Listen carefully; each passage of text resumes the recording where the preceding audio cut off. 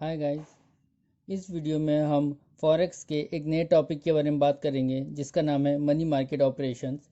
इससे पहले हमने फॉरेक्स की थ्योरी पढ़ी थी और इसके कुछ पॉइंट्स के बारे में जाना था।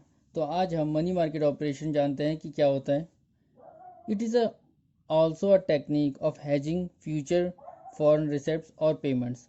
ये एक हैजिंग टेक्निक है। हैजिंग का मतलब है कि आप अपने आप को प्रॉफिट या फ्यूचर लॉसेस से बचाव कैसे करते हैं। हैज का मतलब अपने आप को बचाना होता है किससे, फ्यूचर प्रॉफिट या फ्यूचर लॉसेस से, जो कि आपको होती है किससे, रिसेप्ट्स या पेमेंट से। तो ठीक है, हम फ्यूचर की प्रॉफिट और लॉस से कैसे बचे, तो ये इसके कुछ तरीके हैं। इसमें दो केसेस है जिसमें से आपको मैं इस फर्स्ट केस के बारे में बताऊंगा। तो केस वन कहता है जब आपको फॉरेन करेंसी रिसीव होती है तब।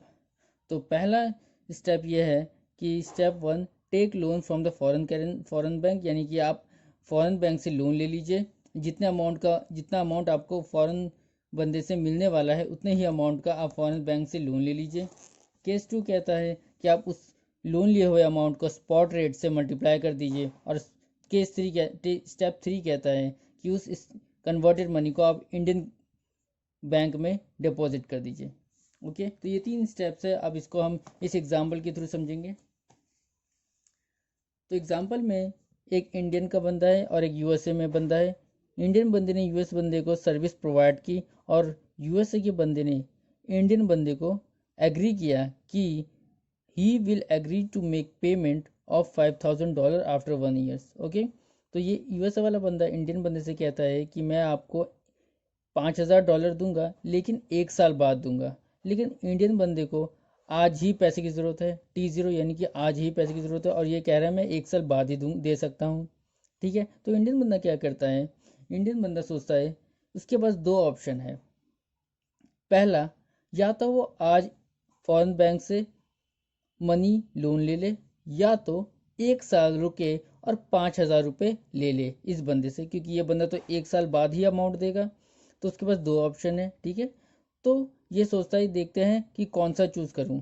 तो ये दोनों ऑप्शंस को कैलकुलेट करता है। ठीक है, तो पहला ऑप्शन है इसका, ये गया फॉरेन बैंक को कांटेक्ट किया और फॉरेन बैंक ने 4% के इंटरेस्ट रेट के साथ इसे लोन दे दिया।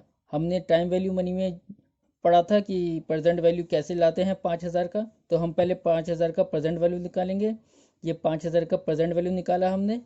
इतना इतना अमाउंट आता है, इतना डॉलर, और इतना डॉलर अब ये इंडियन बंदा इस यूएसए वाली बैंक से लोन ले लेगा। ठीक है, तो इसने लोन ले लिया। अब इस लोन लिया हुआ अमाउंट को ये क्या करेगा, ये इंडियन मार्केट में डिपॉजिट कर देगा। कितने रेट से, स्पॉट रेट से। ओके, स्पॉट रेट वो रेट होता है जो कि करंट मार्केट प्राइस होता है, जो करंटली अभी चल रहा होता है एक्सचेंज रेट बैंक में। ओके, तो स्पॉट रेट से मल्टीप्लाई करेगा और स्पॉट रेट से मल्टीप्लाई करने के बाद ये अमाउंट ये इंडियन बैंक में डिपॉजिट कर देगा। और इंडियन बैंक इसे कितना इंटरेस्ट दे रहा है, 8% इंटरेस्ट दे रहा है। तो 1 साल बाद इस अमाउंट पे ये 8% इंटरेस्ट कैलकुलेट होकर ये अमाउंट आ जाएगा। ठीक है, तो ये हुआ पहला ऑप्शन। अब दूसरा ऑप्शन है कि इसने बैंक में फॉरवर्ड कॉन्ट्रैक्ट कर लिया।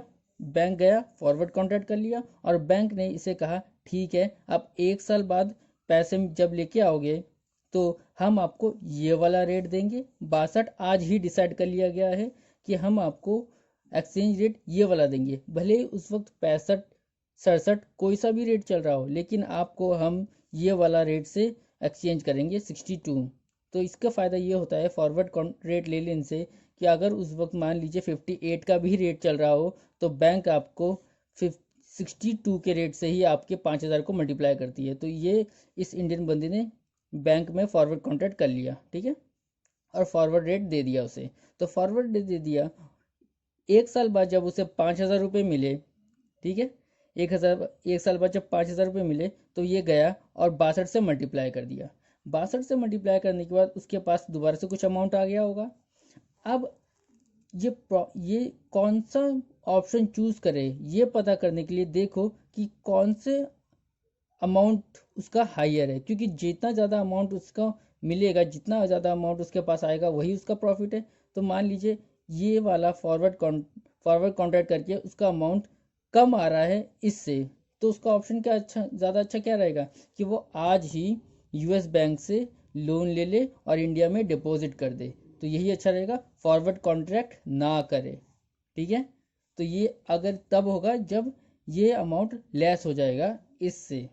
और मान लीजिए इसका उल्टा, यानी कि इंडिया में डिपॉजिट करने के बाद जो अमाउंट आया वो इस फॉरवर्ड कॉन्ट्रैक्ट से कम आ रहा है। लेट्स से ये आ गया आपका 1 करोड़, ये आ रहा है 90 लाख।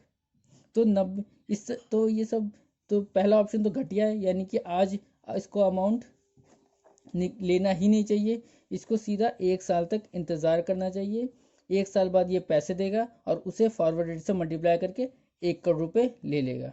तो इसी तरीके से हम ऑप्शन चूज़ करते हैं, दो ऑप्शन में से कौन सा बेहतर है, और उसी तरह से बंदा चूज़ करता है कि हम फॉरवर्ड कॉन्ट्रैक्ट करें या ना करें।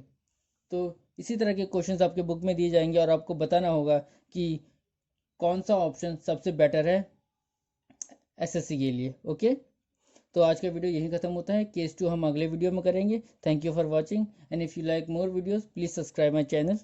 Thank you.